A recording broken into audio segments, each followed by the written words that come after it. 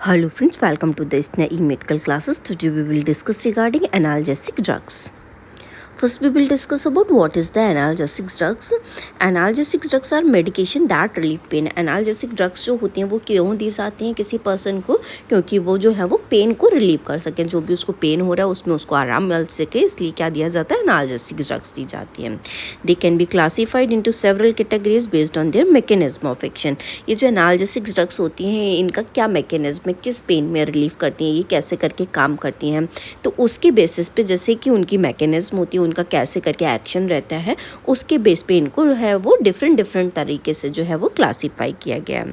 तो इनका जो क्लासिफिकेशन रहता है, फर्स्ट है हमारा, इसमें क्या आता है, non steroidal anti inflammatory drugs, जिसको हम बोलते हैं एनासेड्स ड्रग्स. इसके अंदर क्या जो है वो मेडिकेशंस आती हैं, जैसे कि हमारा एस्प्रिन हो गया, आइबुप्रोफेन हो गया, ठीक है, जिसमें एडविल या मॉर्टिन जो इसके ब्रांड नेम होते हैं, ठीक है, और नाप्रोक्सन जो हो गया जिसको एलिप भी बोलते हैं, ठीक है. ये क्या करती है, ये जो मेडिकेशन जो होती है इसको हम पेन को रिड्यूस करने के लिए देते हैं. इन्फ्लामेशन अगर कोई भी हो रहा है या फीवर हो रहा है, ठीक है, तो एंटी इन्फ्लामेटरी मतलब इन्फ्लामेटरी कंडीशन को कम करने के लिए फीवर वगैरह और पेन वगैरह में जो है वो ये मेडिकेशन दी जाती है.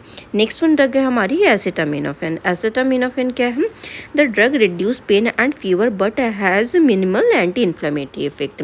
ये ड्रग जो होती है ये क्या बेसिकली जो है वो पेन को कम करती है, फीवर को भी कम करती है, बट इसका जो है ये एंटी इन्फ्लामेटरी इसके इफेक्ट जो रहता है वो कैसे रहते हैं, कम रहता है as compare to the NSAIDs drugs. जो है इसका जो एंटी इन्फ्लेमेटरी इफेक्ट होगा वो कम रहेगा. इसका जो एग्जांपल है वो क्या है, टाइलिनॉल, जो इसका ब्रांड नेम जो है वो एसिटामिनोफेन है, ठीक है. इसका जो नेक्स्ट वन है हमारा ओपियॉइड. ओपियॉइड भी क्या रहता है, जो इसका एनाल्जेसिक रहता है, ठीक है. ओपियॉइड एनाल्जेसिक्स क्या होते हैं, ये क्या रहते हैं, ये बहुत ज़्यादा पावरफुल पेन किलर्स होते हैं. तो जो अब ये क्या करते हैं, डायरेक्ट जाके जो है हमारा CNS के ऊपर जो है वो काम करते हैं. और अगर किसी को बहुत ज़्यादा जो है वो पेन हो रहा है, जैसे कैंसरस वगैरह जो पेन हो रहा है, ठीक है, उस पेन से रिलीज़ कराने के लिए, जैसे कार्डियक हार्ट मसल्स वगैरह में पेन हो रहा है, तब क्या दिए जाते हैं, ओपियॉइड ड्रग्स जो है वो दी जाती हैं. जैसे कि इनके एग्जाम्पल होते हैं मॉर्फिन हो गया, ऑक्सीकोडोन हो गया, या कोडीन जो है इसके एग्जाम्पल हैं ओपियोइड्स के. नेक्स्ट वन है हमारा टॉपिकल एनाल्जेसिक्स. टॉपिकल एनाल्जेसिक्स क्या, टॉपिकल मतलब जो भी चीज़ क्या होगी स्किन के ऊपर अप्लाई होगी उसको हम क्या कहते हैं, टॉपिकल कहते हैं. तो जो एनाल्जेसिक होते हैं, जैसे कि समटाइम्स क्या हो जाता है, किसी की मस्कुलर पेन हो रहा है या फिर कोई भी उसको ऐसा इंजरी हो गया बोन वगैरह में, तो जिसको टॉपिकली जो है वो अप्लाई करना है, तो जब टॉपिकली एनाल्जेसिक उसको दिए जाएंगे. ये क्या होते हैं, स्किन पे अप्लाई करते हैं, जैसे इसमें क्रीम्स आते हैं, जेल्स आते हैं, और पैचेस जो होते हैं वो लगाए जाते हैं. इसका जो एग्जांपल है वो क्या है, lidocaine patches and the capsaicin creams जो आती हैं इनके एग्जांपल्स होते हैं. नेक्स्ट वन क्या है, एडजुवेंट एनाल्जेसिक. एडजुवेंट एनाल्जेसिक्स क्या होते हैं, these drugs are typically use in combination with other analgesic to enhance pain relief. ये जो ड्रग्स होती हैं इनको जो है वो एज ए कॉम्बिनेशन जो है वो दिया जाता है, कि ताकि उनके संग में जाके जो है ये किसी का पेन जो है वो रिलीव कर सकें. जैसे कि एंटी डिप्रेसेंट, एंटी कन्वल्जेंट जो होती हैं उनके साथ में मिलके ये काम करती हैं. नेक्स्ट वन जो है हमारा कॉक्स-2 इनहिबिटर्स. कॉक्स-2 इनहिबिटर्स क्या होते हैं, these are subclass of NSAIDs with a more selective action. ये क्या रहते हैं, ये सब क्लासेस जो डिवाइड होती हैं एनासिड्स की, उसके ये जो है ये एग्जाम्पल्स रहते हैं, ठीक है. उसके अंदर क्या होते हैं, कॉक्स-2 इनहिबिटर्स जो है वो आते हैं, जैसे कि सेलेकॉक्सिब जो है ये कॉक्स-2 इनहिबिटर रहता है. नेक्स्ट एक इम्पॉर्टेंट ड्रग है जो कि आइबुप्रोफेन. आइबुप्रोफेन जो है ये एज ए एनाल्जेसिक जो है वो काम करती है, मतलब पेन को रिलीव करने में जो है वो हेल्प करती है. तो आइबुप्रोफेन क्या होती है, it is a non steroidal anti inflammatory drug. ये क्या है, ये एनासेड्स जो है ये एज ए एनासेड्स जो है non steroidal anti inflammatory drug होती है उनकी तरीके से ये काम करती है, ठीक है. इसको एज ए एनाल्जेसिक या फिर एंटी इन्फ्लामेटरी जो है वो मेडिकेशन रहती है, इन्फ्लामेशन को कम करने के लिए, पेन को रिलीव कराने के लिए इस ड्रग को जो है वो देते हैं. इसका कंपोजिशन है वो क्या रहता है, ibuprofen is the active ingredient in various brands name. इसका जो है ये डिफरेंट ब्रांड्स नेम में जो है वो आइबुप्रोफेन जो है वो एक्टिव इंग्रेडिएंट जो है वो प्रेजेंट रहता है. It is available in different formulation including tablets, capsule and liquid suspension. ये जो आइबुप्रोफेन ड्रग होती है ये जो है वो टैबलेट के फॉर्म में मिलेगी, कैप्सूल्स के फॉर्म में मिलेगी, इवन जो लिक्विड सस्पेंशंस होते हैं उसके अंदर जो है ये मिलती है. इसका एक्शन जो है वो मैंने पहले बताया क्या रहता है, पेन को रिड्यूस करती है, इन्फ्लेमेशन को कम कर रही है, फीवर को भी कम कर रही है, और जो ये जो हमारे प्रोस्टाग्लैंडिन होते हैं, ठीक है, जो कि हमारा फीवर वगैरह जो है वो इन्हेंस कराते हैं, तो उसको क्या करती है, उसका प्रोडक्शन जो है उसका इनहिबिट करवाती है। Which are chemicals that cause these responses, ठीक है, ये क्या केमिकल्स रहते हैं, प्रोस्टाग्लैंडिन जो होते हैं, ये इन्फ्लेमेटरी रिएक्शंस जो हो रहा होता है, पेन जो हो रहा है या फिर फीवर जो हो रहा है, तो इनकी वजह से जो ये केमिकल्स जो होते हैं वो प्रोड्यूस करते हैं। तो जो ये आइबुप्रोफेन ड्रग होती है, इसके जो प्रोडक्शन को जो है ये क्या करती है, इनहिबिट करवा देती है। नेक्स्ट वन क्या है हमारा, डोजेज एंड रूट। जब आइबुप्रोफेन किसी पर्सन को देंगे तो हम किस डोज में जो है वो देंगे। The typically adult doses 200 to 800 milligram every 4 to 6 hours as needed, ठीक है। ये जो एज ए एडल्ट अगर ये ड्रग जो दी जाती है तो 200 to 800 mg, और ये एवरी 4 to 6 आवर जो है ये ड्रग जो है वो दी जाती है मेनली, अगर हम इसको देखें तो। और इसका जो एडमिनिस्ट्रेशन रहता है ओरली जो है वो किया जाता है, और इसको हम टॉपिकली फॉर्म में भी अप्लाई करते हैं। इवन जो ये है वो सस्पेंशन फॉर्म में भी आती है, तो उसको ओरली फॉर्म में ही देते हैं।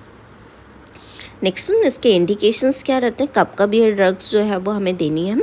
Ibuprofen is used to relieve pain and reduce inflammation in condition such as arthritis, headache, menstrual cramps and minor injury, ठीक है। जो आइबुप्रोफेन जो है ये कब दी जाएगी, जैसे किसी के इन्फ्लेमेटरी कंडीशन जो है वो डेवलप हो गई है, तो उस इन्फ्लेमेशन को कम करने के लिए जो है ये ड्रग का यूज़ किया जाता है। जैसे कि किसी को जो है वो जॉइंट में इन्फ्लेमेशन हो गया, मतलब आर्थराइटिस की कंडीशन हो गई है, हेडेक हो रहा है, या फिर जो पीरियड्स पेन, जो मेंस्ट्रुअल पेन्स जो होता है उसको वो हो रहे हैं, या फिर कोई भी माइनर इंजरी हो गई है पर्सन को खेलते टाइम या फिर कोई काम करते टाइम, ठीक है, तब ये ड्रग को जो है वो देते हैं। ये ड्रग जो होती है ये फीवर भी इवन रिड्यूस करती है। कॉन्ट्राइंडिकेशन जो ये है वो ये कब रहेगी, individual with a history of allergic reaction to NSAIDs. अगर कोई भी पर्सन जो है वो एनासिड्स जो ड्रग्स होती है, non steroidal anti inflammatory drugs जो है, उससे अगर कोई पर्सन एलर्जिक है तो ये ड्रग जो है ये कॉन्ट्राइंडिकेटेड रहेगी, मतलब पर्सन को नहीं दी जाएगी। या फिर किसी भी पर्सन को जो पैप्टिक अल्सर है, गैस्ट्रोइंटेस्टाइनल ब्लीडिंग है, तब भी ये क्या रहता है, अगर इसकी हिस्ट्री प्रेजेंट रहेगी तो ये ड्रग जो होगी वो कॉन्ट्राइंडिकेटेड रहेगी। अगर किसी पर्सन को सीवियर किडनी या लिवर डिजीज़ जो हो गई है, या प्रेगनेंसी है, थर्ड ट्राइमेस्टर में अगर पर्सन चल रहा है, ठीक है, मदर जो चल रही है वो थर्ड ट्राइमेस्टर में हम, तब ये ड्रग जो है ये कॉन्ट्राइंडिकेटेड रहती है। नेक्स्ट वन इसका इंट्रैक्शंस क्या रहते हैं, जो ड्रग इंट्रैक्शन अदर ड्रग के संग में ये क्या करती है जाके, it can interact with other NSAIDs, corticosteroid and anticoagulant, potentially increasing the risk of bleeding.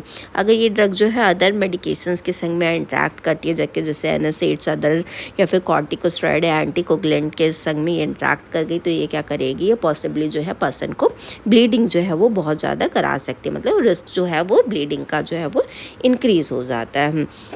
और कुछ ड्रग ऐसी होती हैं जब उनके संग में ये आइबुप्रोफेन को अगर हम दे देते हैं तो ये जो आइबुप्रोफेन का जो इफ़ेक्ट होता है, पेन को ये कम करा रही है, तो उसका इफ़ेक्ट जो होता है वो कम हो जाता है। नेक्स्ट वन इसके साइड इफ़ेक्ट्स क्या रहते हैं।